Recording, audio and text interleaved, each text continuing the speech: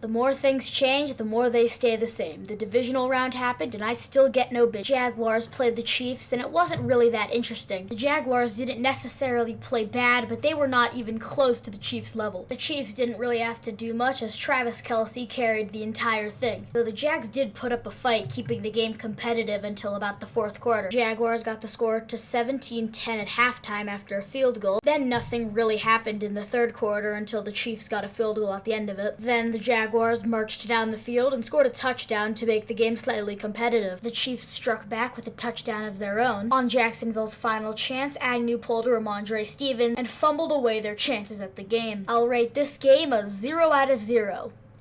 Out of 10. Later that night, the Eagles played the Giants, and this game was really lame. The Eagles started the game with a Jalen Hurts touchdown pass. Then on 4th and 8, Daniel Jones threw an absolutely amazing throw. However, the refs ruled it incomplete because he did not throw it to any NFL player. Jalen Hurts then threw a touchdown to make it 14-0, and at this point, the city of Philadelphia is absolutely terrified of what is about to happen to their city. By the time the score was 28-0 at halftime, the city of Philadelphia had already put up 700,000 gallons of oil to put on the flagpole so that people aren't climbing them. Besides an awesome trick play by the Giants, nothing happened for the rest of the game as the Eagles took a massive win. The Giants' season gets ended and the Eagles go to the AFC Championship where they will inevitably lose. I'm gonna give this game a...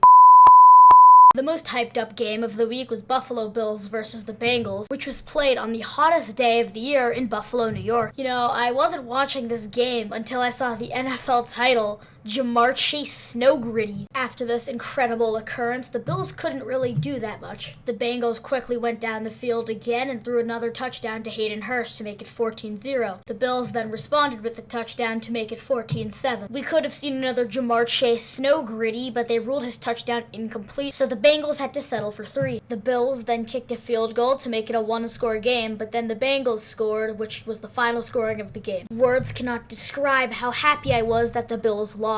Now everybody get ready for the greatest game in NFL history. Cowboys are one of the saddest franchises in the NFL. In the past 20 years, they have made the playoffs 9 times and haven't made it to a Super Bowl. And that is not about to change today. The game began with a vintage Dak Prescott overthrow. Dak then shows off some of his talent, throwing an amazing pass. Unfortunately, it was to the other team. The Cowboys defense then makes their 3rd stop of the night, forcing a field goal. The Cowboys offense did not take this for granted and capitalized on it with a touchdown. But then came the single greatest challenge for the Dallas Cowboys, making an extra point. There is no greater rivalry between the Cowboys and these 2 yellow poles spaced an even 25 yards away from the kicker. The Cowboys were not worthy of the goalposts. They did not even make the ball to the end zone. It would be 30 minutes until Brett Maher would finally triumph against the field goal. Maher drills another very long field goal to make it a 4-point game. Unfortunately, the Cowboys' 2-minute drill resulted in Dak Prescott laying an egg and forcing them to punt. After the crucial stop, the Cowboys have 2 seconds to make a miracle play. Witness the greatest miracle play in NFL history.